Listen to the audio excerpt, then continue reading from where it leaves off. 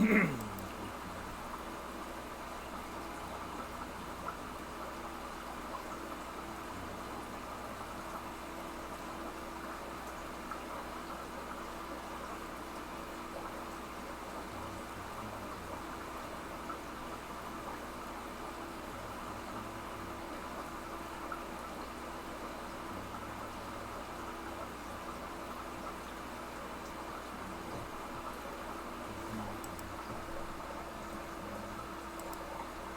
right, looks like we are live on the internet. So let's see who we've got. All right, we've got Big D Smoke. So he was first. 44 Mad Guy 1. And Denny's Fish Tanks. So welcome to the stream, guys. Glad you can make it. I hope everyone's having a good Tuesday. So getting closer and closer to the end of the week here. So, got an extra large cup today. So, hopefully I won't run out of water. So, you guys can see everything okay? Alright, good. Looks like we can. Give it another minute or so. Looks like Haley is here from Oddball Aquatics. Hey, Haley, I don't know if you're just on a break or working tonight, but thank you for coming by. Yeah, so I try to catch Haley's when I can. So definitely check out her channel. If you haven't, she figured. So, yeah. I don't know what YouTube is doing with notifications, but it's kind of... I think they've changed quite a few things. No problem, Haley, anytime. Pam's here. Hey, Pam, how's it going?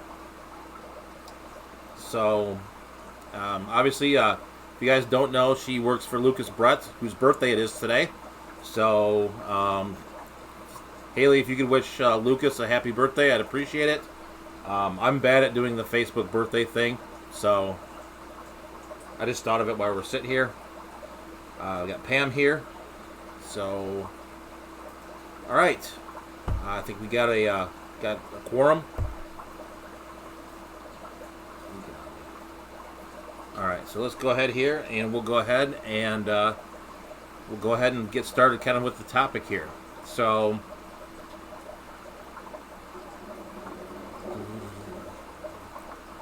all right, so actually we'll do our shameless plug first for the Marine Breeding Initiative Workshop. It's the 10th anniversary. It's going to be July 26th through 28th at the Cranbrook Institute of Science. So, if you guys are in the Michigan area or within a comfortable driving distance, be sure to check it out. Yeah, it's on Sticklets 23. Are you guys not seeing it? I can see it on my end. Okay. Yep, so we're going to go, I'll do some footage from there as well. So check that out. Check that out if you're in the Michigan area. So, other than that, that's that. We'll go through some of the speakers maybe next week. I'll put that on the list of things to go through. And then let's go ahead here and we'll check out our topic. So unfortunately you're just going to see the new fish. You're not going to be able to see me because it didn't fit very well in the video. But our fish club has like an annual end of the year banquet that goes on in June, and then they take the month of July off, and they start their new year back up in August. So they do like the breeder awards and things like that. And then also somebody brings in some fish. They either pick them up from some of the local stores or they have some of them donated. But there were some pretty cool fish there. So they basically gave everyone a raffle ticket, and you can either pick like a fish or a dry good, and they just kept going through it until all the goods were gone. So what I picked up here is these are some lelupi. So I picked up about 8 of them. They're sitting in a 55-gallon tank. Excuse me. And we're gonna go ahead here and get those guys going. Maybe we can get some fry from them. So we'll do some more updates on those as well. And then I am going to show you guys the Intruder as well. So we have an Intruder in the barn as well. So let me go ahead here and we'll share our screen. And that is the Intruder. So we will definitely cancel that. Let's replay that. So in one of my guppy tanks, there is this random shrimp. I think it's a cherry shrimp. Maybe not. It's got like super long tentacles on it. So Turbofish is here. Dr. Ted is here as well. Thirsty Rabbit's here as well. Good day, mate. Pet Sonics is here. So if you guys know what that shrimp is, let me know. It's kind of funky looking. It's kind of, the more I look at it now, I don't know if it's a cherry shrimp or not, because it's got super long, like tentacles and stuff on it. So, not really sure. So if you guys got any thoughts on that, let me know. So let's go back to here.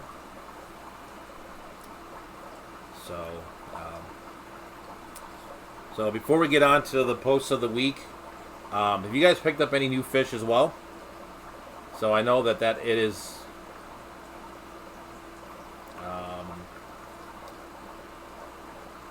Sorry, I'm reading the chat here. So I know that it's kind of a slow period for fish stuff, but if you guys have picked up any new fish, let me know in the chat. So, be curious what you guys got.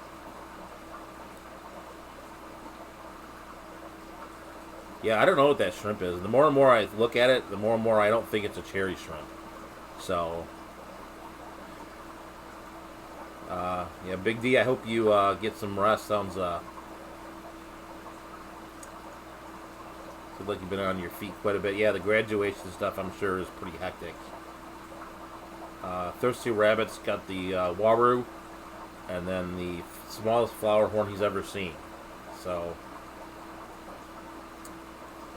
actually, I think it's winter for Thirsty Rabbit in Australia. So maybe it's prime fish season down there.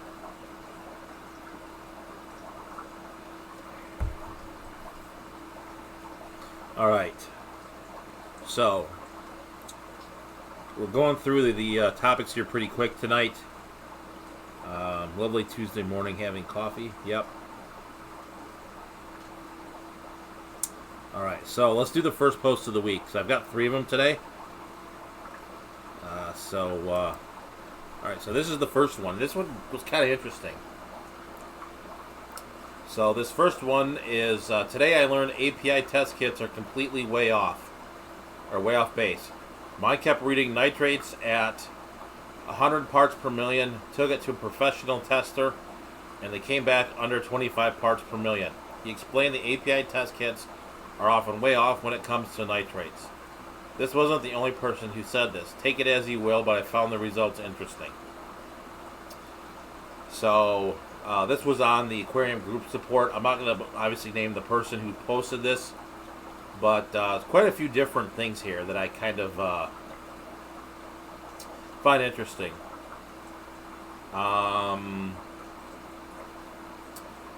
And I guess I'll take it, the first part of it I'll break down here is he took it to a professional tester. So what does that mean? Did he send it to a lab, he or she? Or did they send it to the fish store? Or did they buy a different test kit? Did they call their buddy? So I kind of don't know.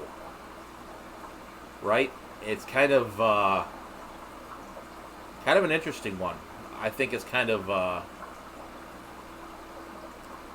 sent to a lab. Yeah, Dr. Ted sent to a lab. Yeah, there's saltwater side. There is somewhere called Triton Labs, and you can actually send your fish to the Triton Labs, and they will give you the results, and then they'll send you a bunch of stuff to put in your tank to make it look better. So there are labs that will test your water. So that's the first thing, is one, who is the professional tester? So, it's kind of a mystery to me. But, and then whoever this professional tester is, the API kits are often way off when it comes to nitrates. Okay?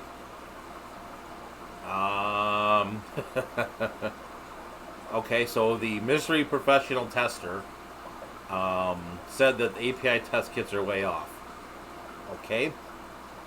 So we have the person who we don't know who they are, who says that this is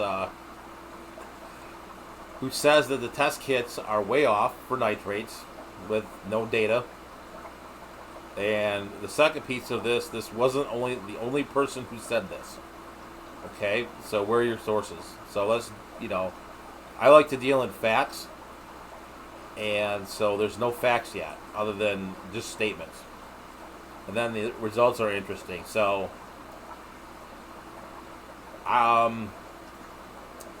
take this as you will, but this is one of the things I find, in the hobby, like, we've got these wise tales. Right, he doesn't say, I think somebody mentioned in the chat that are the kits expired? Did you put too many drops in? There's all kinds of factors that go into test kits.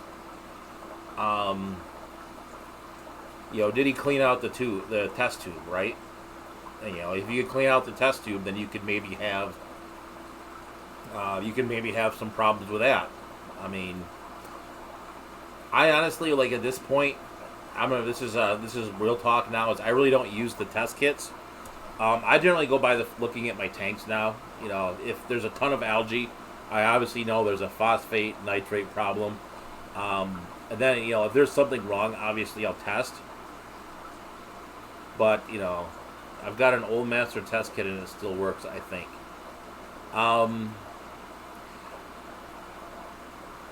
Yeah. It could still work for sure. But, I mean, obviously, Denny's out of power. That's not good.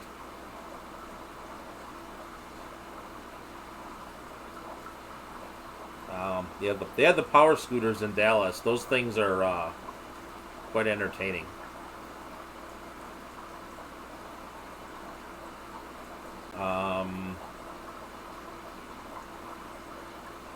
Yeah, I don't go by the smell of the water, but I kind of go by health of the fish, health of the tank. What does the tank look like? And then obviously, if I sense there's an issue, then I go from there. So what are your guys' thoughts on this? I mean, I kind of broke it down. I mean, not a lot of facts here. I mean, I don't know if this individual was really throwing shade or if he was just kind of, I mean, there's a lot of different things on this one, but I found this one kind of interesting, I think sparked a lot of debate as well. So, honestly, I would never post anything like this unless, it'd be like, I sent it to XYZ Lab, they came back with this result, which compared to this kit, which compared to the different brand kit. So, it's all relative. So, Dan Slee's here. How's it going?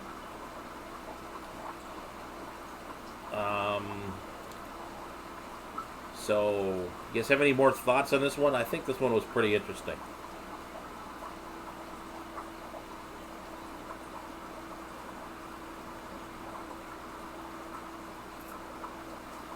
Denny's, if the test kit is off, I'm screwed.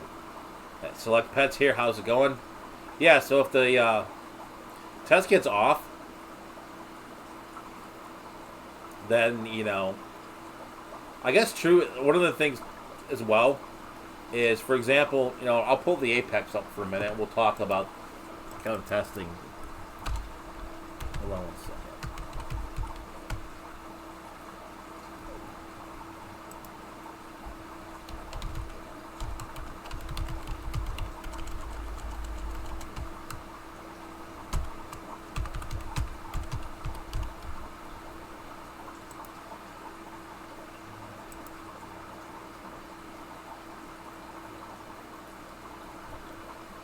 So we're going to go and we'll do the screen share for a minute.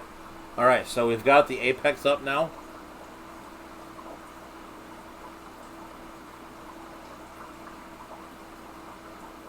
Well, true. No, I get it, Denny, for sure. So, if you're newer, obviously you're going to depend on the test kits more. I mean, I did when I was newer. But as you go on, you kind of just know. I guess is the best way to look at it.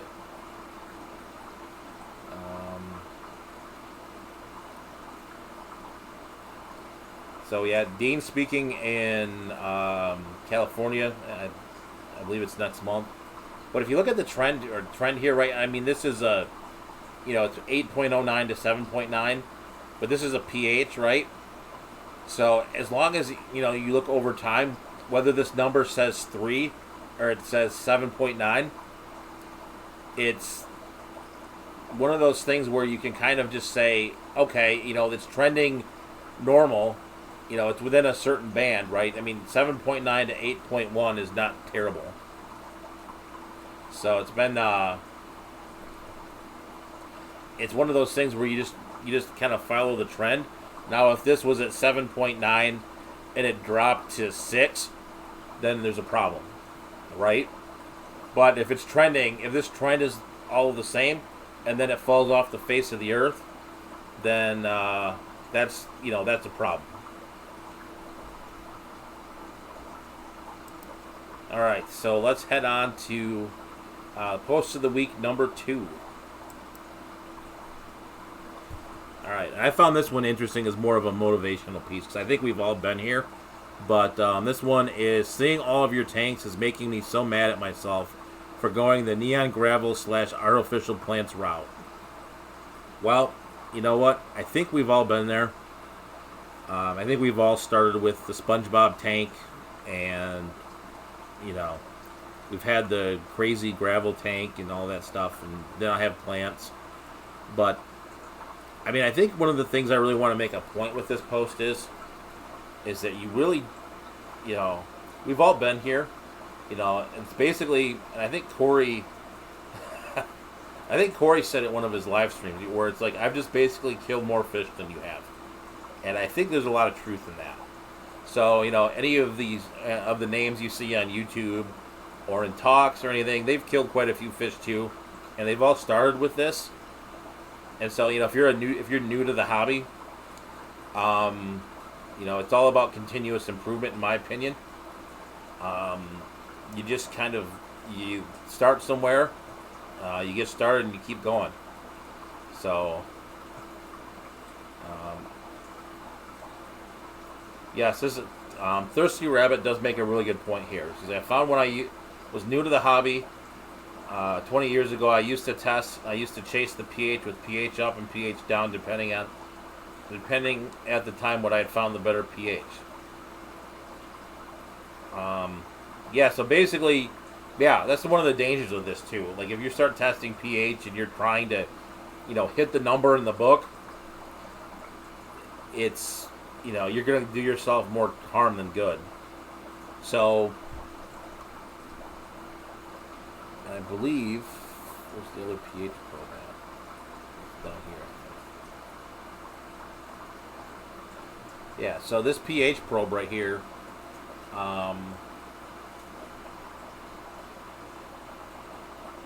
is the, this is the discus tank. And so my discus tank is running at about 7.8 right now. So,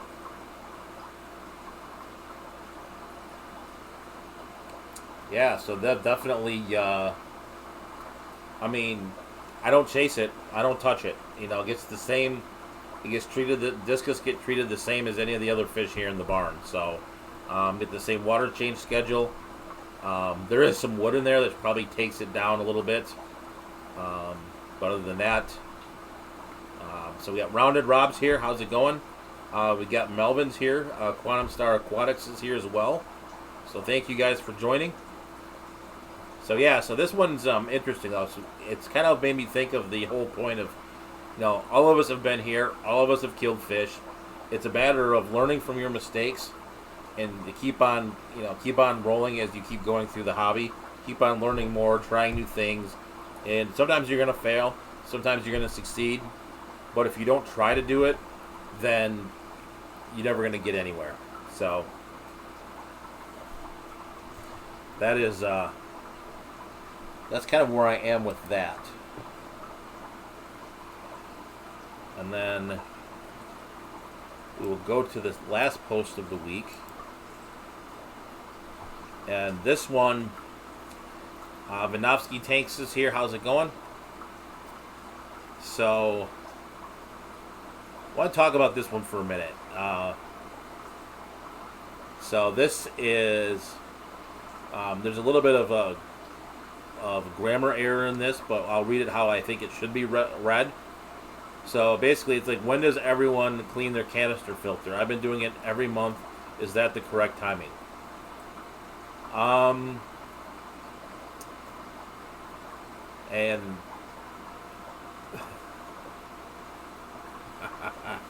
one, it depends on what you have in it.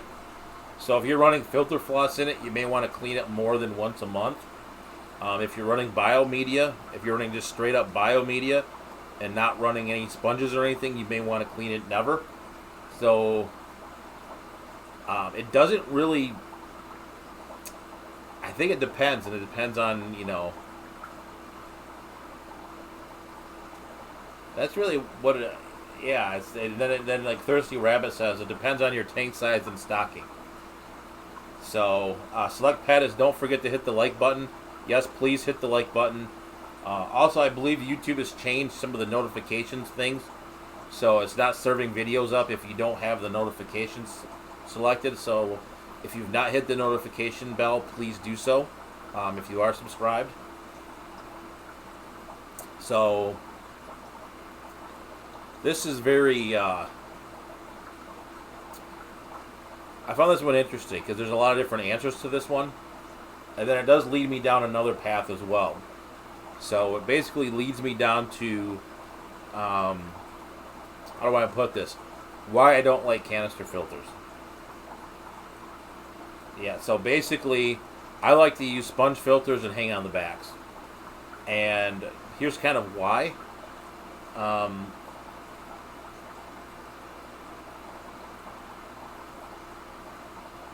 Josh is like, don't hate me. No, I've heard this elsewhere that YouTube's doing that. So, Josh, you're all good, man.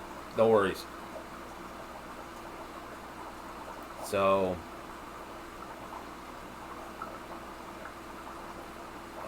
clean it monthly if you breed plecos. Lacey's Place is here. How's it going? How's it going, Josh? So if you want to meet Josh, he'll be at the Marine Breeding Initiative as well. So every 3 months, okay. It depends on your stocking level. So,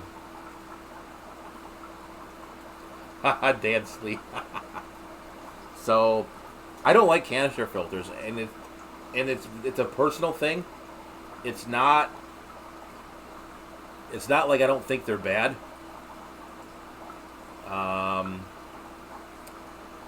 It's just one of these things they're too out of sight and out of mind for me.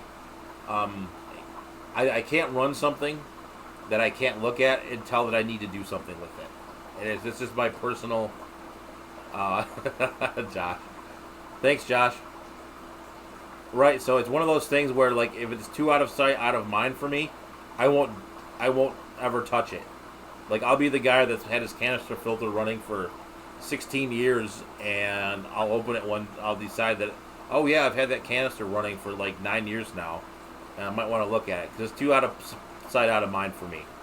And that's the only reason. I mean, there's nothing wrong with them, but I like to run hang on the backs. It's my personal choice. I'll mod it up. You've seen a lot of the filter mod videos. Um, and then they're a hassle to clean too. Like like you gotta turn down. You've got to turn the siphons off and turn the pumps off, and you get water everywhere. It's just kind of a mess. So I really don't enjoy canister filters. And again,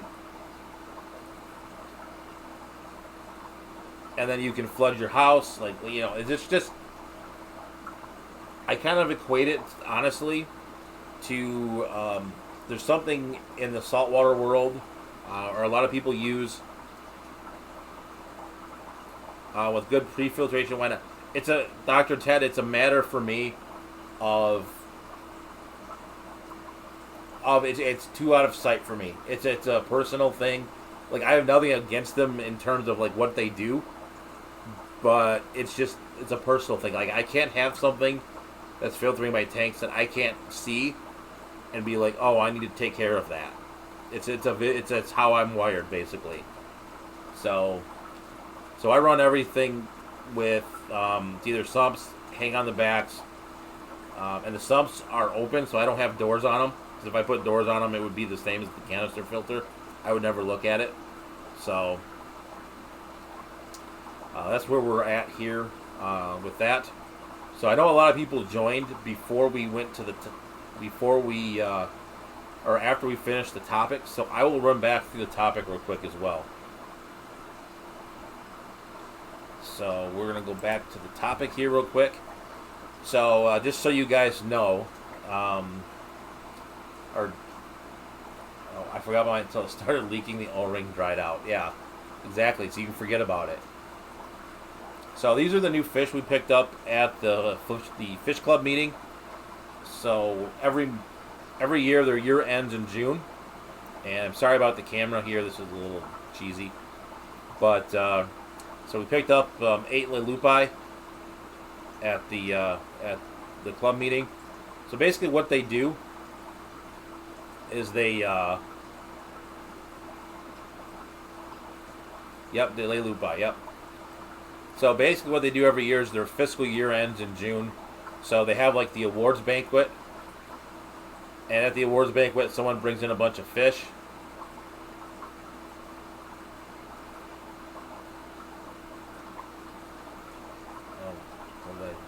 Hold on.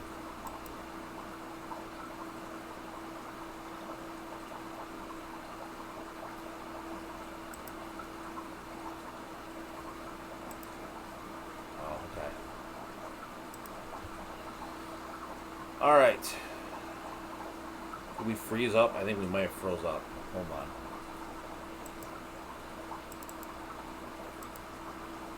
Alright, I'm still here? Alright, we're back to the Lelupi. Alright. So. Alright, sweet. So, yeah, so we got the Lelupi. So, they had a whole bunch of fish. So what they did is they ran an auction, and as you went through the auction, you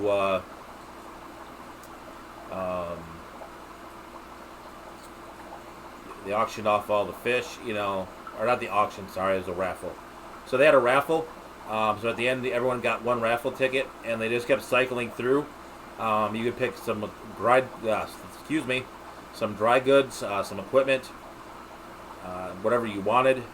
So they went through about 2 to 3 times. I picked up these Lelupi. I figured it'd be a good mix for the African cichlid tanks. So, Darrow's here. How's it going?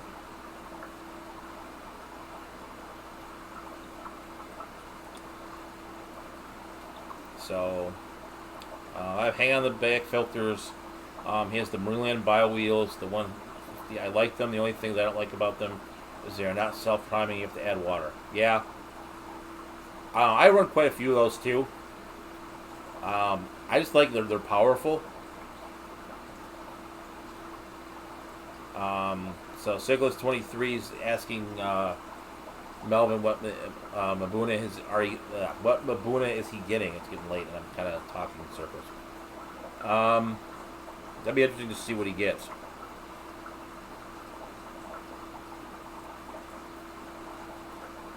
So,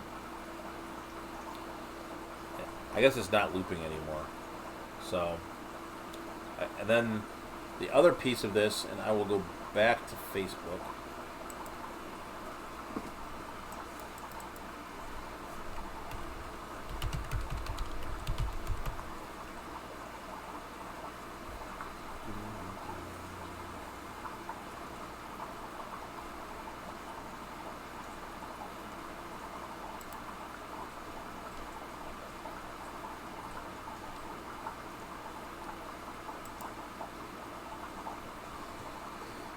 Let's go to the screen share here.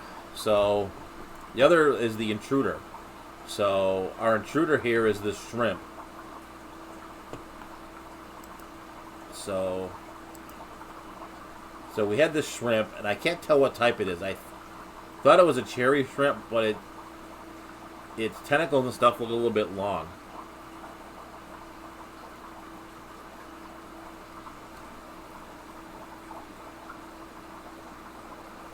Yeah, so John Gonzalez is here. Says some of them can be a little bit gnarly. Yeah, that's true. So,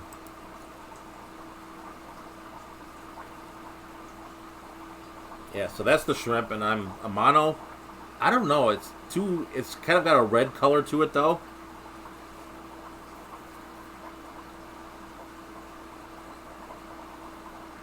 So, I'm going to show you guys another video here too. So we'll go on this video. So this, I fed my butterfly fish Sarah cichlid pellets, and as you can see, they're going after them pretty voraciously. So they are they're getting pretty voracious on those. So.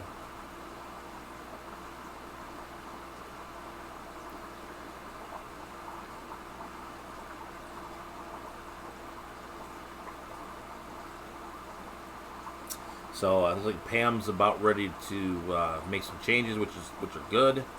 Yeah, I don't know what that shrimp is. It's kind of strange. So, but it's kind of interesting seeing the butterfly fish eat the Sarah discus pellets, because that's something that people normally feed to butterfly fish. But I've come to find out, especially if you, yeah, it's been hard to get good footage, Dan. I'll see if I can get some other footage of it. But it's really kind of a strange looking shrimp. But maybe it is a mono. But yeah, we've got. Let's see what else is going on now. I'll be back in Michigan in a couple weeks, mostly up north. All right, so John will be back in Michigan. Oh, I think you're from out east, right?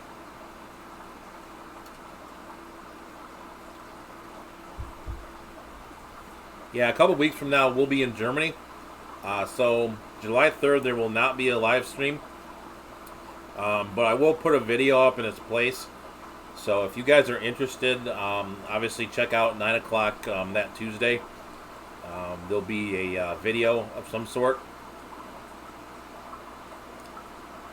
So it should be, yeah, Massachusetts, that's what I thought. So I'm trying to remember, that's what I thought you said. So yeah, so we'll be in Germany. I do want to try to sneak off at some point and film a fish store. I'll have to look in Heidelberg and see what sort of fish stores there are. So I don't know. I don't have a plan to, but that doesn't mean I might try. I might try to film one while I'm there. I'm going to bring my camera equipment, so for other reasons, obviously, for sightseeing, pictures, etc. But I do want to maybe get a fish store or two as well. And my wife does speak German, so maybe we can talk and do it in German, which would be kind of interesting. So, should be an interesting trip.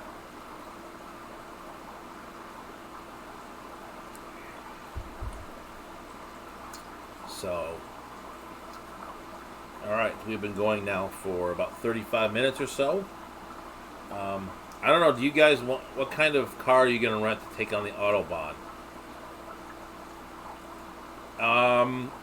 I think we're taking trains. So, I think we're taking trains. So, we fly into Frankfurt, and then we get, we fly directly from Detroit to Frankfurt, which is nice. Usually, the last few times I've flown overseas for work, since usually we're going to Turin, you've got to fly into Amsterdam or Paris, and then you have to take another smaller flight, which is actually bad on the way back because the flight leaving Turin leaves at like 6 a.m. So you've got to get up 4 o'clock in the morning, get to the airport, be ready to go, then get to Amsterdam or Paris, which if you ever fly into Europe, I'm going to tell you to fly into Amsterdam, don't fly into Paris. I'm not going to say anything negative, but just take my word for it.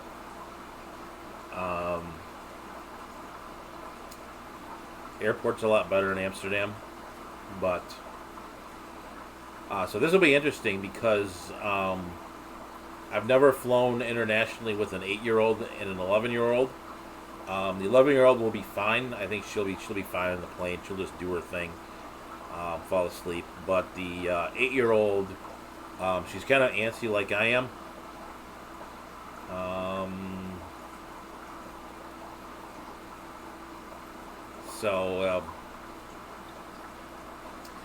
Yeah, it's kind of will be an interesting trip. So when we get back, definitely we'll do some pictures on the live stream that follows. So Amsterdam's better than Heathrow. I think it depends what you're using Heathrow for. I lived in London. That's a little bit of my history. I actually lived in London for 6 months after college, and I actually flew quite a few places. So it depends what you're using Heathrow for.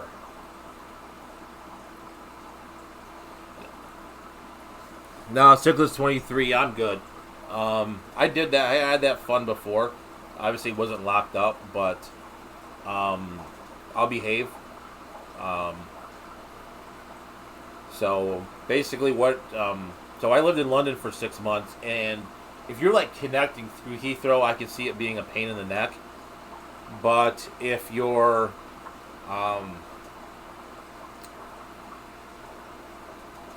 if you live in London, Heathrow's actually pretty awesome because you can take the tube. You don't have to take, like, if you fly into there's like 5 airports in London, but if you fly into the other major airport in London is Gatwick, and if you fly into Gatwick, at least the last time I was there, which was a long time ago, you had to take this like overland train into the city, and then you had to get on the underground and do whatever you were going to do. But this so it depends what you're using it for. Like, I can see like changing flights being a real pain in the neck because there's like 4 different terminals for it. British Airways at one point used to have a direct flight to Detroit, and I thought it was kind of funny because it was like on the tarmac, like you had to take like a bus to it, right? And so it was like the one plane you had to take a bus to because it was like the Detroit plane. It's kind of funny. I go to Vanuatu every year. The best times is when I take my kids, 2 8-year-olds and an 11-year-old. Yeah, it'll be a good time. It's just the plane ride. Knowing how I am on the plane is she's gonna be like gonna lose her mind, I think, or hopefully she falls asleep. And I'm worried about the way home because the way home is worse. The way there, you leave at night, you sleep, and you go, and you just kind of wake up, and it's like the next morning. And like, at least for me, like my body clock just says it's the next morning, and I go do my thing. but going home, it's like a huge long afternoon. Um, when I've flown for work recently, what I've done is I've actually tried to stay up as late as I could. Wake up. Don't try not to get as little sleep as possible, so I sleep on the plane on the way home. Because I basically, because otherwise you get like really messed up. So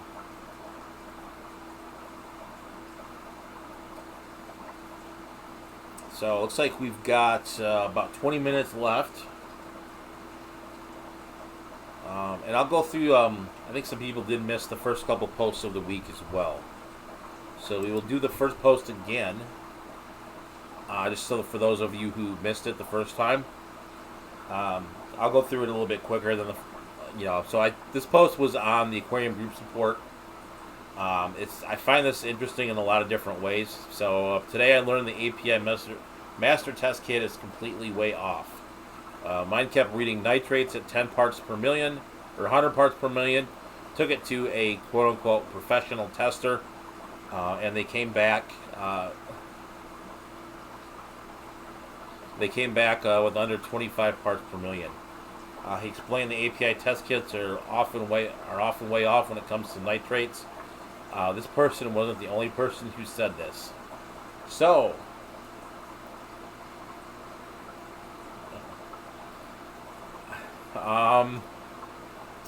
funny. This is a really funny thing here. I'm gonna break this down like I did earlier. So the first thing I get to is a professional tester. So there is nothing that says what this professional tester is. Is it your buddy? Is it a lab? I mean, did you send these to a certified lab? Did you send it to the fish store? Did you go to the fish store? Did you send it to the guy in Nigeria who's going to make you a prince and give you $10,000? Don't know. So, it's kind of an interesting point. And then, obviously it says it came back with 25 parts per million. Doesn't say how they tested it. So, there could be 8 billion different reasons why this is. And then this quote-unquote professional tester explained the API test kits.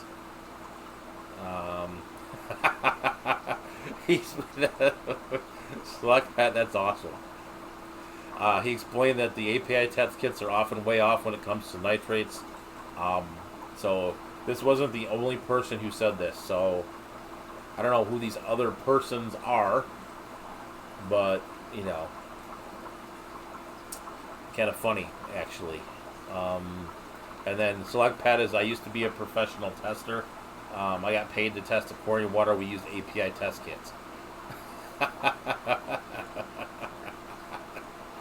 So, it's kind of an interesting if you break down the facts of this a little bit. There are no facts. So, like, if this guy sent it to a lab, then, who knows, right? Josh has a pretty good comment. I wouldn't consider the LFS a professional tester, but that Nigerian prince is the only tester I would trust. Now, the funny thing is, if he took it to Petco, and Petco was the professional tester, so I wonder if he took it to his local Petco or PetSmart, and they tested it there, because I think they do test water there.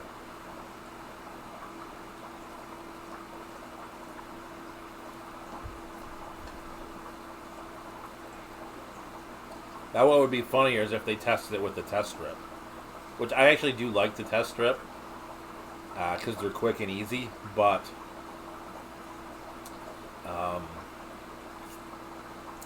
that would be kind of funny. There's a lot of places you could take that one. So, getting to the second one of the week now. We've all been to this point, or we've all started at this point. Seeing all of your tanks is making me so mad at myself for getting the neon gravel artificial plant route. So,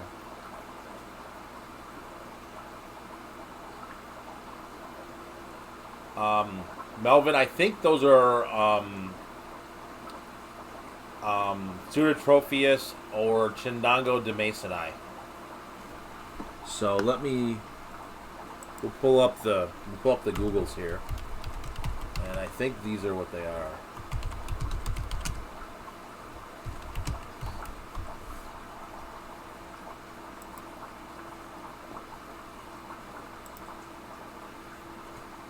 So we'll go to the old screen share. Melvin, are those it?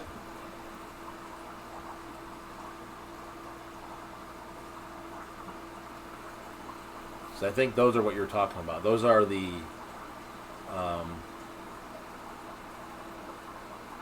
slept in a Holiday Inn.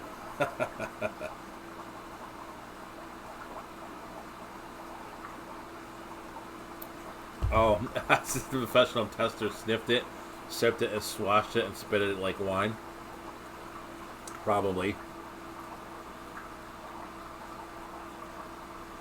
So Melvin, is this fish you were looking at?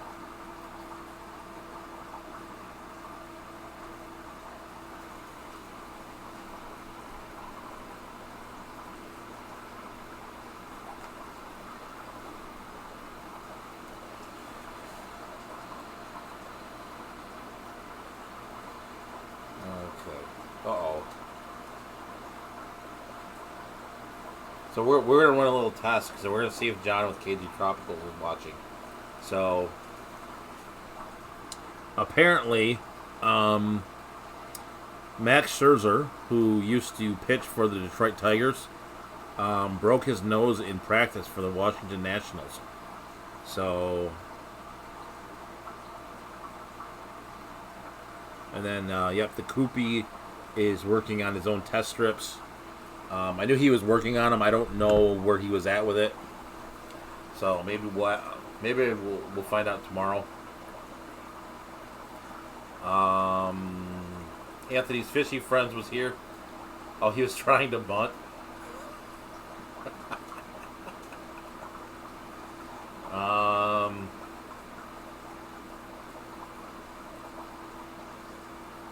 Keep it interessante. Yeah.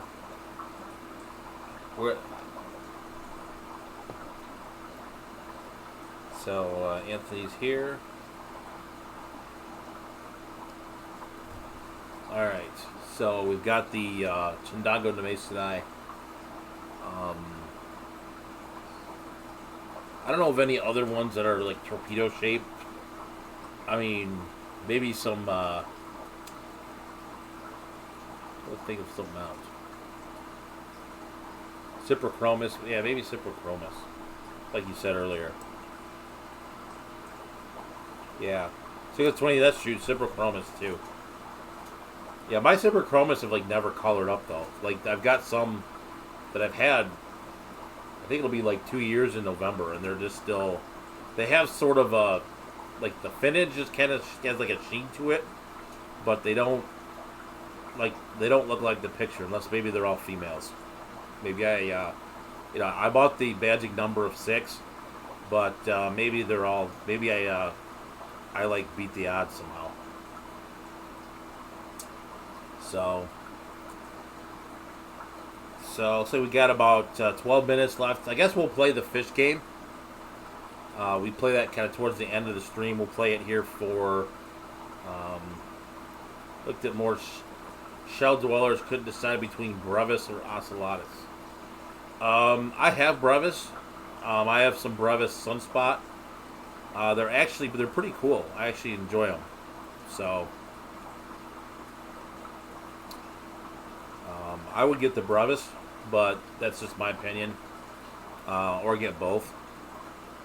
Obviously not together, but so the way the fish game works is I'll take it from the chat. Whoever wants to pick one is pick any fish, saltwater or freshwater, that's an aquarium fish, and I'll see in like 2 minutes, see if I can tell you as much as I can about that fish. So we'll take that from the chat. Whoever wants to start. New is worth about $10 cheaper.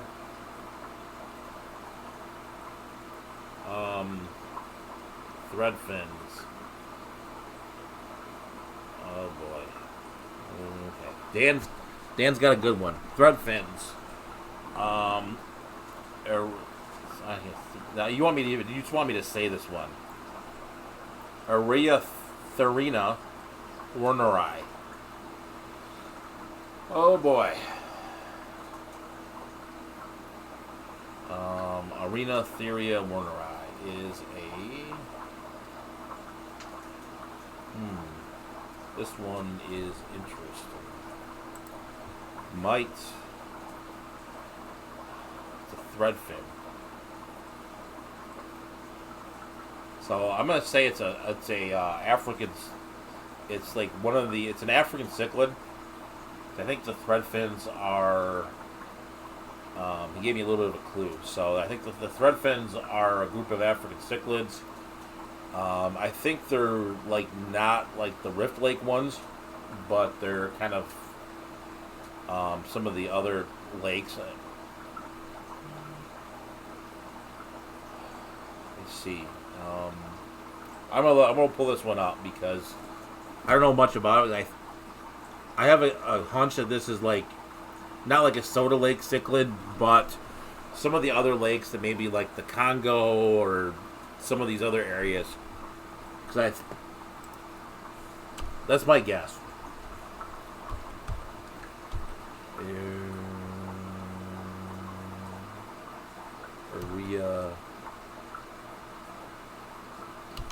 Arethatherina.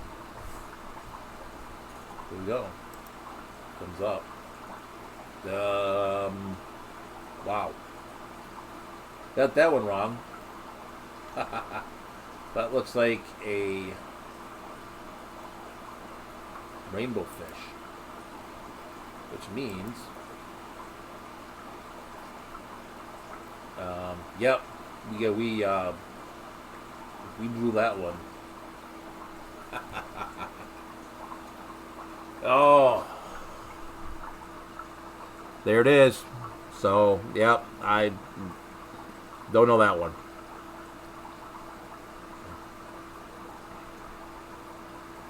I thought there was like threadfin cichlids too. Maybe I'm wrong. Yeah, it is a rainbow fish.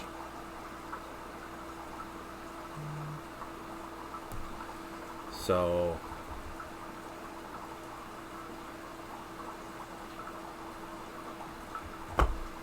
was a good go. Thanks, Mike. Yeah, I was trying to think of it because there's a lot of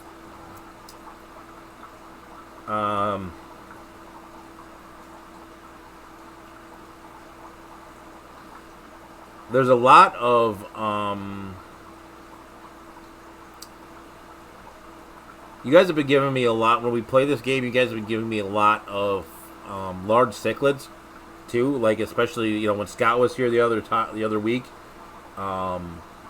they were there. But that's a good one. You got me there. That's a pretty cool looking fish, though. So,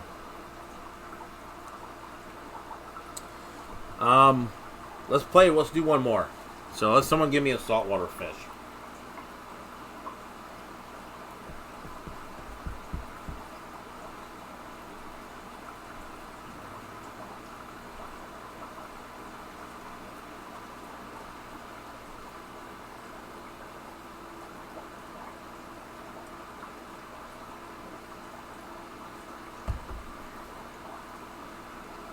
Oh, purple tang. All right. All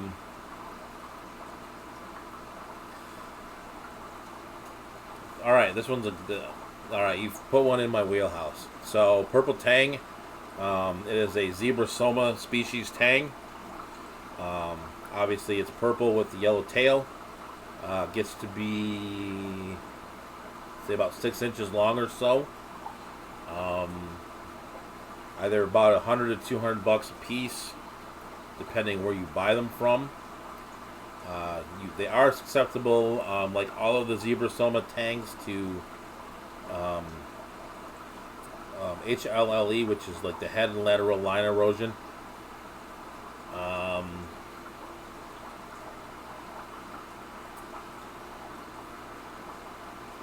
See what else? You need to give them a lot of vegetables in their diet. The tangs will generally graze on the algae on the reef. One of the things that I would use for tangs to get them their vegetables is the sushi nori. That's one of my, one of these days I should do a stream on hacks that I have, and that's one of the saltwater hacks is instead of buying the prepackaged algae at the fish store, go to your local grocery store and buy sushi nori. It's about a third of the price, and it's super cheap, and you get more of it, and it's basically the same thing. So one thing too with purple tangs, if you in general any of the saltwater tangs, I would add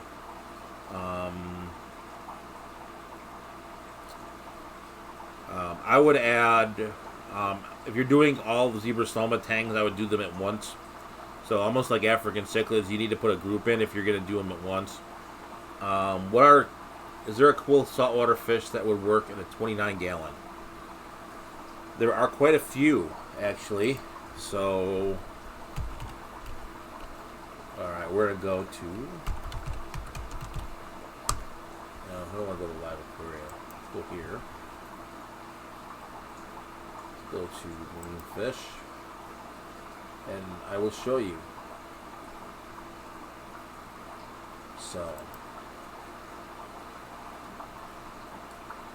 So Bengai cardinals are one. You could put quite a few. You could maybe do like 4. What'll happen though is they'll pair off and they'll kill one of the other ones off though. That's what my experience with it. Let's go ahead and take a look at some other stuff here. You could do a lot of these basslettes, like the Royal Grandma. Those get about 4 inches. I'd say you could do about 4 of those.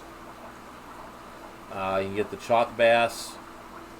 That one you see quite a bit. You can see this guy as well.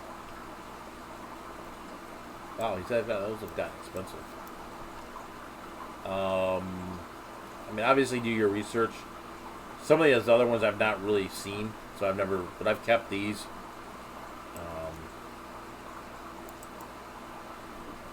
So you could do one of those. You could do cardinal fish. I think you do almost any of these. These are pretty cool. I mean, they don't look cool here, but they. So, do the long spine cardinal. These ones kind of shoal.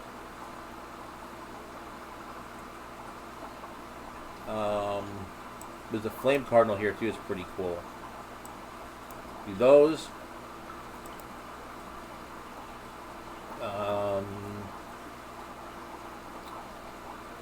You could do clownfish. I would stick with like Ocellaris, black and white. You can maybe do the Latizinatus. I'd keep an eye on it. I mean, it depends. Well, we don't need the picture. So you could do clownfish.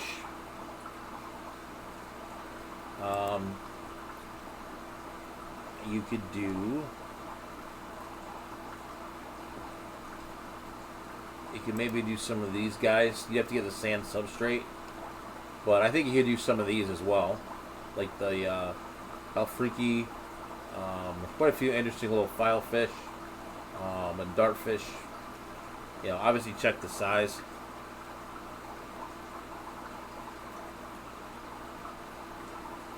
Just get a grouper. Nah, you don't want a grouper at 29. All right. So I mean, you could do all kinds of stuff. You could do these gobies too. So a lot of these you could do in a 29. They're kind of fun, like especially these clown gobies and stuff. Some of these though I think actually eat corals. So like this clown, like I think this actually eats corals. Let's pull it up and see. They usually say if they're reef safe on it.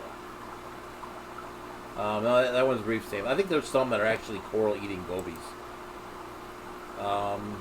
There's like some of these like shrimp gobies. This one's cool too. This green banded goby. So this one I'd be careful of. This Catalina goby, because this one lives in colder water. So I would definitely stay away from that one. These you could keep as well. These blue neon gobies, they stay pretty small. But these shrimp gobies are kind of fun too. Yeah, blennies are another one too.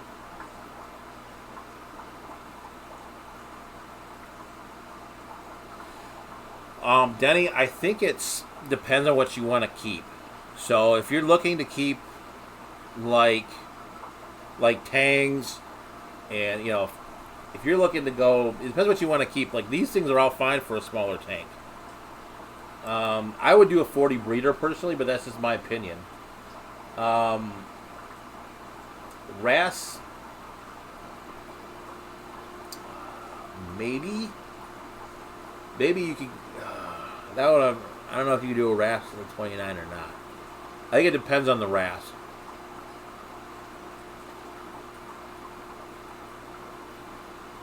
Yeah, I think you can't overstock it. It's not like freshwater. So I've kind of realized though when I've moved from saltwater to freshwater, like I understock my tanks because it's like for saltwater, I put the saltwater quantity because that's how my brain's wired. But I can fit like 18 more fish in it. But you could maybe look at some of the smaller wrasses too. You do want to keep a lid on it though. Make sure with wrasses to keep a lid. Actually, a lot of these fish you'd want to keep a lid. But I mean, for the bigger tanks, obviously, if you start getting into this stuff, I mean, so looking for dory, I think I'm happy they do this. I mean, these are all monster. I mean, like let's pull like this one's kind of small, right? So these are a little bit smaller, but size. Oh, these are not 11 inches, so those are not small actually. They're always sold like this juvenile, but then they turn into that, right? Queen Angel. I tell you what, I love the Queen Angel, but there's yeah. So just we're having a little bit of fun here. So there's different types of tanks, like different body shapes. So if you see like the zebra soma, like you see they have this kind of like they look like the yellow tang, right? They've got this point. I've not kept any grouper cichlid 23, but then if you look at like this Acanthurus, like they're kind of rounded, right? Kind of the same with the yellow tang. They're kind of like the similar species. You got this one here, the convict. Then there's the Nassau tang. I like these. Are fun actually. These are fun little fish, but these are not 29-gallon fish. You want to keep these guys in a you want to keep them in a 6-foot tank. So I would say 125 minimum, and I wouldn't put all of these in a 125. Like I would not put like these get like a foot long in a 125. Like these big ones here, the Nassaus. This is a pretty tough species as well. It's not as hardy. That as well, like some of these bigger ones.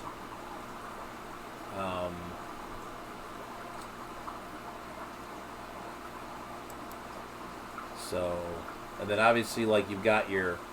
Oh, you know what, for 29? Hold on. I missed one. You could do maybe one of these. Like, do like a flame, coral beauty. I would stay away from...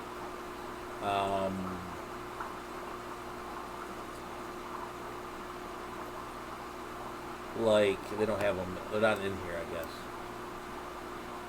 I think all of these ones are pretty hardy. The ones I was looking for, I would stick away from this one unless you want. I mean, joculators are cool. There's nothing wrong. But yeah, I would just do one pygmy. And don't do like a Venustus. Yeah, I wouldn't do the Venustus. I agree, Josh.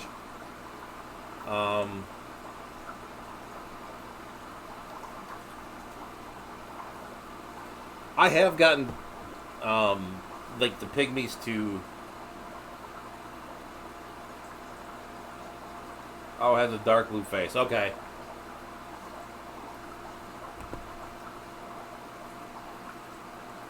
He fired up right out of the tank. Yeah, so you could do one of these. Forgot about those. You know, obviously, if you're going to do these guys, big tank as well. There's your Queen Angel. My favorite's actually the Emperor. Dr. Black's here. How's it going? So, definitely doing the...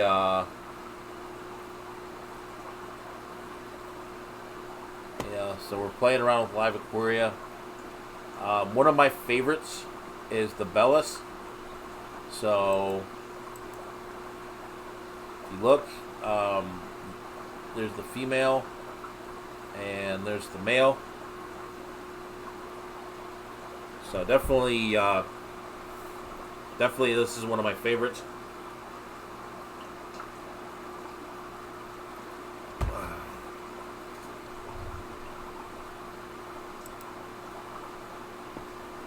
Let's see. But I would avoid playing around with, like, I found that Queen Angel fish, like the holocanthus. So these are different species, right? You've got the pomacanthus, you've got like holocanthus, and then I have had one of the I had these together. I actually added them at the same time, and it was actually pretty cool. But then I got greedy, and I added this guy with it, and then it didn't go so well. But the holocanthus are generally pretty aggressive. The pomacanthus angels are as well, but they're not. Like, I kept them. It's kind of funny. I put them in a pretty heavily stocked tank with a bunch of tangs. So the tangs were kind of the tank boss. You know, if you go to like the cichlid world, right? And then all of a sudden, the angelfish came in. The tangs got all mad. You know, put out their their little scalpels, and the angelfish just kind of put them down. It was kind of funny. And then everyone was cool. The emperor angelfish was the dominant fish in the tank. Kept everybody in line. Everybody was cool after that, but it's pretty cool. So I had a little fun looking at some live aquaria. They have they have freshwater fish too. Now, if you want to get to the rare stuff, if you go to the diver's den,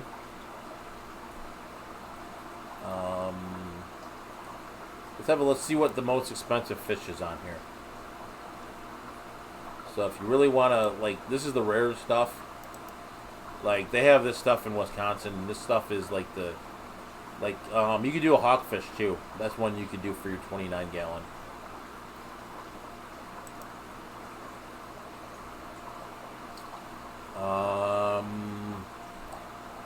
You could do one of these too. These do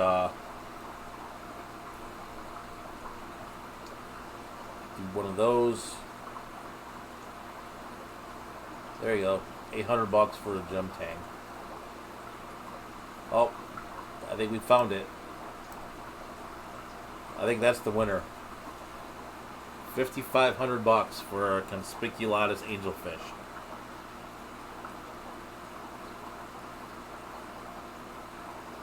So bring your wallet, folks. It's $5,500.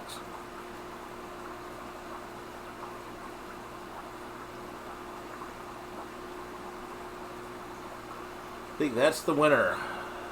So I'll wait for the chat to catch up. I think you guys are. I think you guys are a little bit. You're lagging a little bit. I think there's always a lag on YouTube. So I think that's the winner.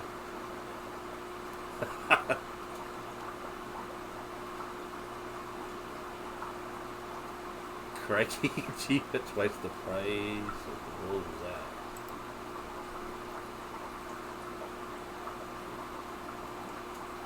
Yeah, so there's your winner.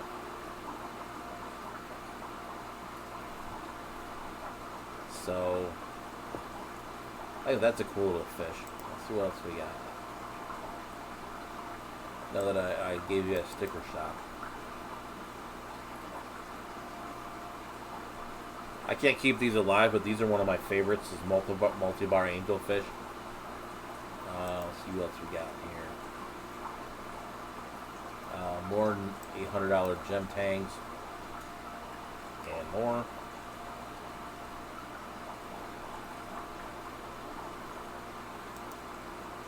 There's people who actually like hound this.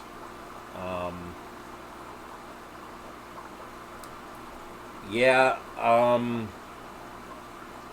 Select pet. Nope. I don't need a conspic angel. I don't want one.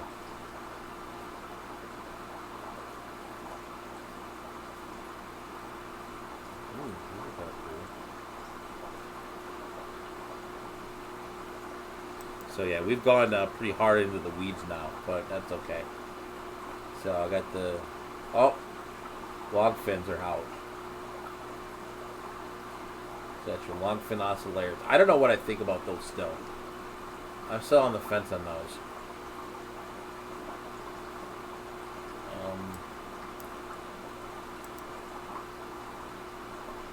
Let's see.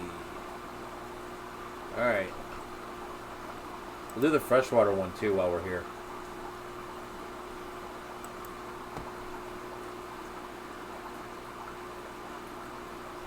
So,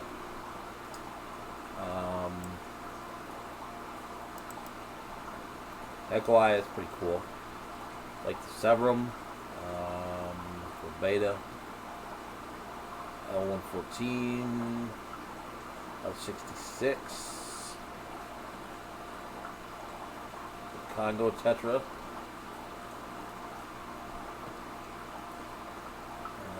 One Fowler's Catfish, Jaguar Cat,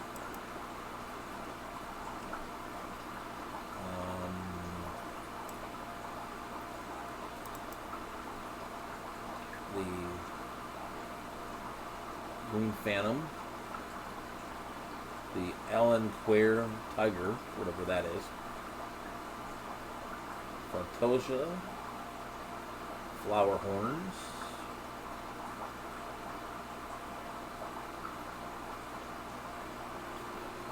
Black Widow Frontosa, and let's see what's on the last page.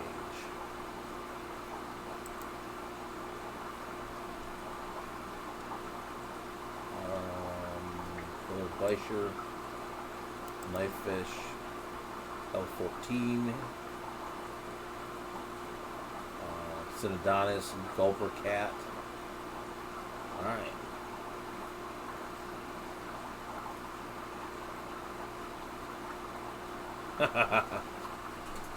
Yeah, I mean, honestly, like, it's... I mean, there's some fish that are absolutely gorgeous in freshwater, too. I mean, the saltwater fish are cool, too. But, definitely some cool stuff. So,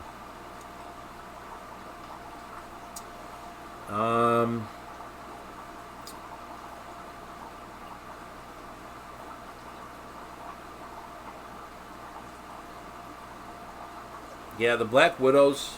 Yeah, I don't know what I feel about Frontosa still. I'm not sure where I'm at with those.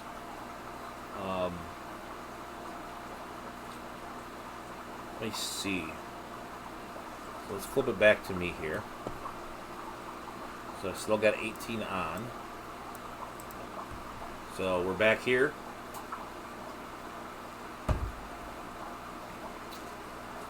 So I think we're going to wrap it up here. It's been going for an hour and 15. But